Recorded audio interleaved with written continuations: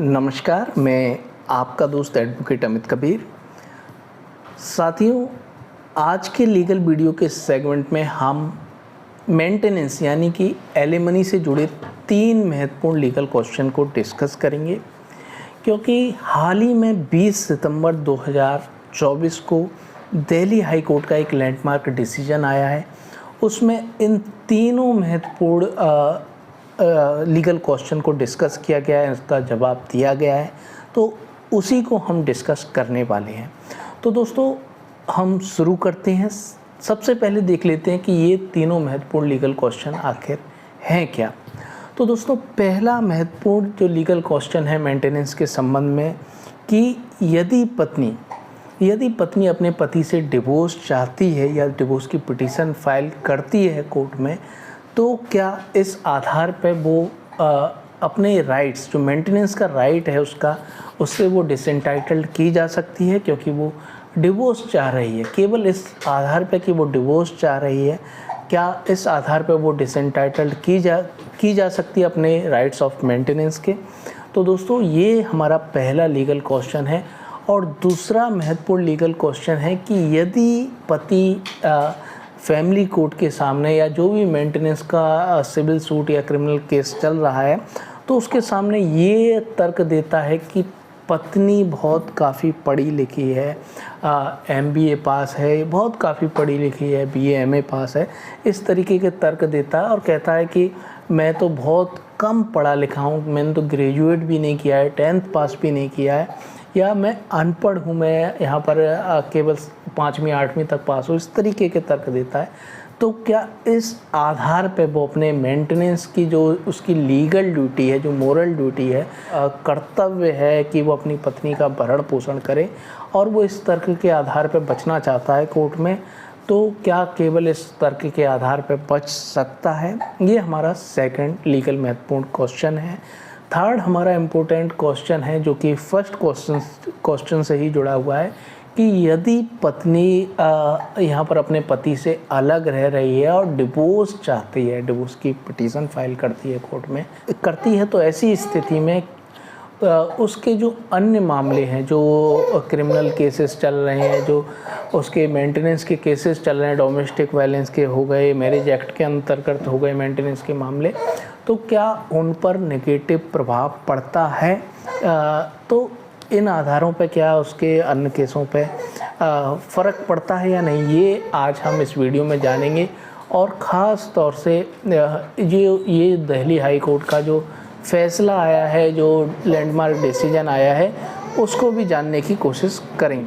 तो दोस्तों, हम पहला महत्वपूर्ण लीगल क्वेश्चन देख लेते हैं कि यदि पत्नी अपने पति से अलग रह रही है और डिवोर्स चाहती है, डिवोर्स की पिटीशन फाइल करती है कोर्ट में, तो क्या इसके आधार पर वो अपने मेंटेनेंस के राइट से डिसएंटाइटल्ड की जा सकती है या नहीं?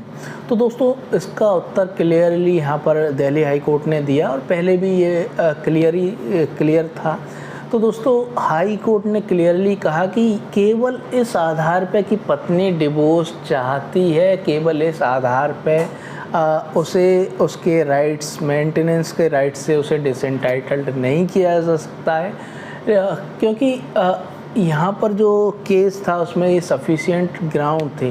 वो अलग क्यों रह रही थी? अलग इसीलिए रह रही थी कि उसका पति हरास्ट करता था, उसे मेंटली और फिजिकली तौर पर हरास्ट करता था, डॉरी की डिमांड करता था, इस तरीके से उसने कई कंप्लेंट भी फाइल कर रखी थी। तो यहाँ पर सफिशिएंट कॉज था अलग रहने का, और उसने डिवोर्स भी वो चाह रही थी।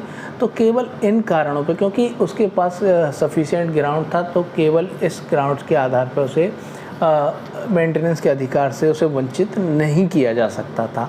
तो दोस्तों, यदि इसमें ही ये ग्राउंड होता कि वो बिना किसी कारण के अपने पति से अलग रह रही है, बिना किसी सफिशिएंट ग्राउंड्स के वो अपने पति से अलग रह रही है और डिवोर्स चाह रही है, तो यदि ये पति सिद्ध कर देता, तो यहाँ पर सेक्शन 125 के अंतर्गत जो बताए गए हैं कुछ ग्राउंड्स, तो उनमें ये भी ग्राउंड्स है कि बिना किसी कारण के पत्नी अलग रह रही है पति से और डिवोर्स की मांग करती है, तो ऐसी स्थिति में उसे मेंटेनेंस नहीं दिलाया जाता।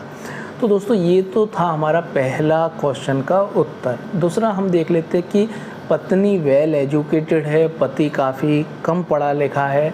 तो ऐसा तर्क यदि पति देता है तो क्या ये तर्क मान्य होगा? तो दोस्तों आप पत्नी यदि वेल एजुकेटेड है तो इसका मतलब ये नहीं है, क्योंकि पति ये कहना चाह रहा है कि पत्नी काफ़ी पढ़ी लिखी है और वो जानबूझ के नौकरी नहीं कर रही है। She is capable to earn, she is capable to maintain herself, वो अपना मेंटेनेंस खुद कर सकती है, लेकिन वो यहाँ पर जानबूझकर नहीं कर रही है क्योंकि उसे अपने पति से मेंटेनेंस मिल सके। उसका ये तर्क है कि वो वेल एजुकेटेड है तो ये माना जाए कि वो खुद कमा सकती है, मेंटेनेंस कर सकती है, रोज़गार पा सकती है। तो दोस्तों वेल एजुकेटेड होने के आधार पे ये बिल्कुल नहीं कहा जा सकता है कि उसे नौकरी मिल ही जाएगी। तो दोस्तों ये तर्क भी नहीं माना जाएगा केवल इस आधार पे कि पत्नी वेल एजुकेटेड है और मैं कम पढ़ा लिखा हूँ या पढ़ा लिखा नहीं हूँ, तो इस आधार पे उसे पत्नी को उसके मेंटेनेंस के राइट से वंचित नहीं किया जा सकता। तीसरा महत्वपूर्ण क्वेश्चन हम देख लेते हैं। तीसरा महत्वपूर्ण क्वेश्चन ये था कि यदि पत्नी डिवोर्स चाहती है, अपने पति से अलग रह रही है और डिवोर्स चाहती है, तो उसके अन्य केसेस पर क्या फ़र्क पड़ेगा? तो दोस्तों ये प्रत्येक केस के फैक्ट्स पर डिपेंड करता है। यदि पत्नी विदाउट सफिशिएंट ग्राउंड्स अपने पति से अलग रह रही है और डिवोर्स चाहती है, तो उसके अन्य मामलों पर जो भी उसने मेंटेनेंस के मामले या क्रिमिनल केसेस फाइल कर रखे हैं उस पर सीधा इफ़ेक्ट ये पड़ता है, क्योंकि उसकी भी ये मोरल ड्यूटी है कि वो अपने जो मैट्रिमोनियल उसके कर्तव्य हैं वो उनको निभाए, और वो नहीं निभाती है तो इसका सीधा फ़र्क उसके मैटर्स पे जो केसेस हैं उस पर पड़ता है।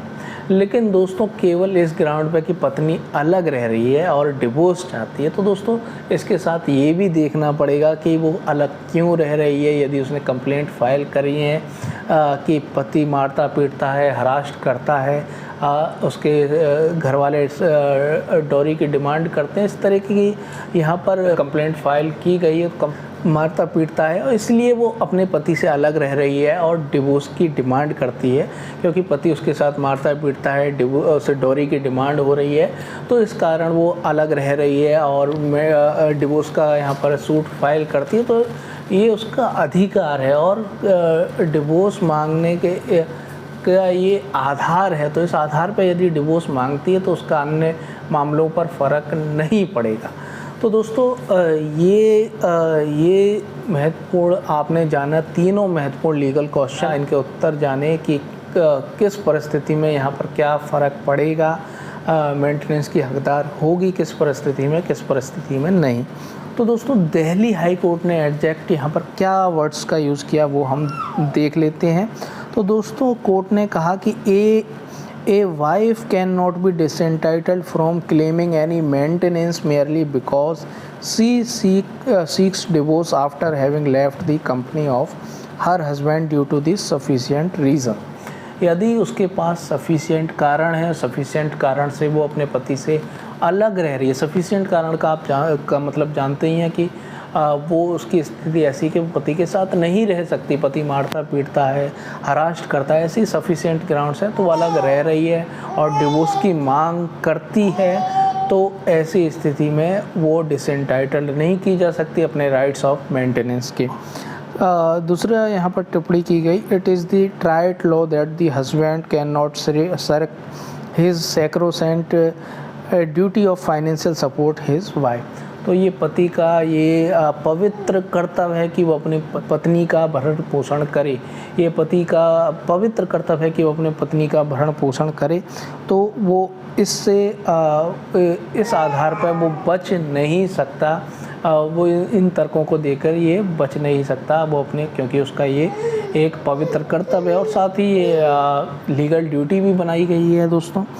कोर्ट ने और तीसरी महत्वपूर्ण टिप्पणी की कि merely because a wife is educated the same alone is not a ground to deny her maintenance. तो पत्नी पढ़ी लिखी है, केवल इस ग्राउंड्स के आधार पर पत्नी को मेंटेनेंस के राइट से वंचित नहीं किया जा सकता। तो दोस्तों ये वीडियो कैसा लगा आप हमें कमेंट बॉक्स में कमेंट करके ज़रूर बताएं।